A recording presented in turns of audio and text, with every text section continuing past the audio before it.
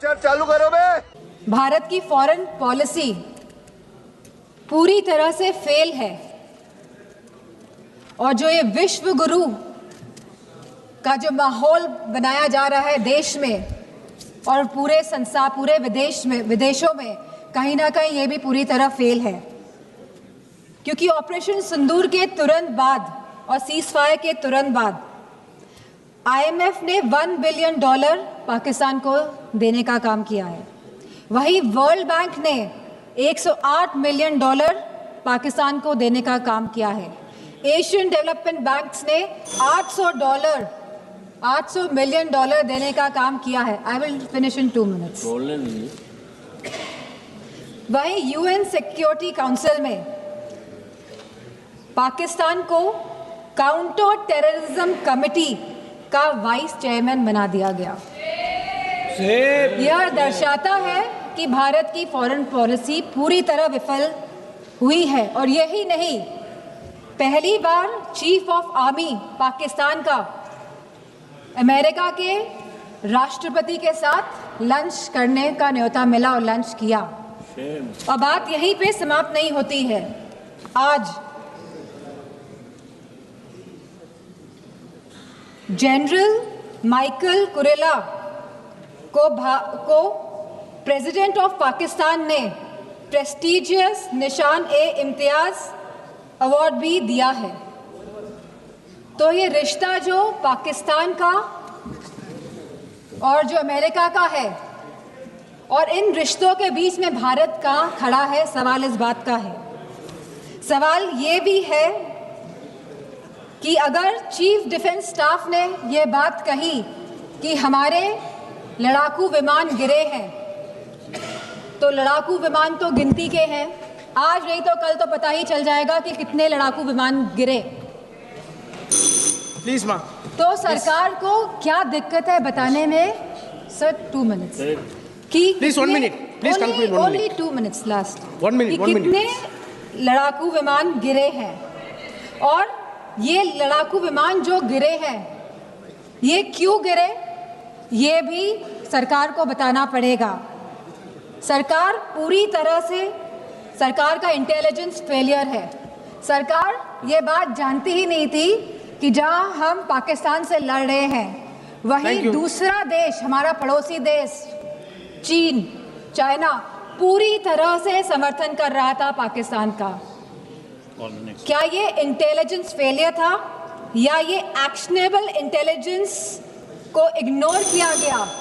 Please please please. तो मैं अपनी बात यहीं पे समाप्त करते हुए कहना चाहूंगी कि जो भारत का जो डिफेंस का बजट है, जो 1.9% ऑफ द GDP है, इसको बढ़ाया जाए, इसको 3% किया जाए और वहीं अग्निवीर जैसी योजना को समाप्त किया जाए। और अभी तो रुको, क्लाइमैक्स अभी बाकी है। विश्व ने भारतीय सेना का शौर्य देखा और हथियारों की मारक क्षमता को भी देखा है।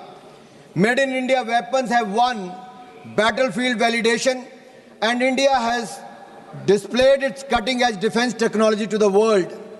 हमारी मारक क्षमता और टेक्नोलॉजिकल सुपीरियरिटी ने पाकिस्तान और चीन सहित अन्य देशों को, आप में से कुछ विपक्ष के सांसदों ने कहा कि दूसरी तरफ चीन भी था, टर्की भी था, पाकिस्तान भी था। अरे ये स्पष्ट उदाहरण है आप सबके लिए, चाहे चीन था, टर्की था, पाकिस्तान था, अकेला भारत और भारतीय सेना तीनों पर भारी पड़ी है। ये दिखता है भारतीय मेक इन इंडिया प्रोडक्ट्स भी कैसे भारी पड़े हैं।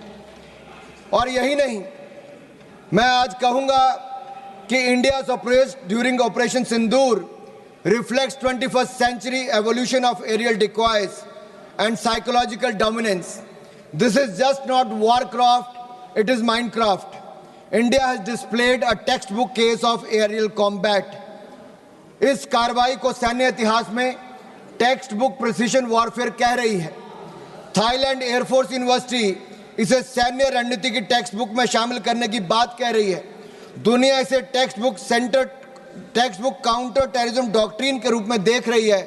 और एक ऑपरेशन सिंदूर से आज दुनिया भर में पता चल गया कि भारत की ताकत क्या है और जो आज के वॉरफेयर में भारत की नई टेक्नोलॉजी ने कैसे काम किया है। आप पूछ रहे थे पिछले 10 सालों में क्या हुआ। दीपेंद्र हुड्डा जी कह रहे थे कि भारतीय सेना के बजट को क्या हुआ, डिफेंस के।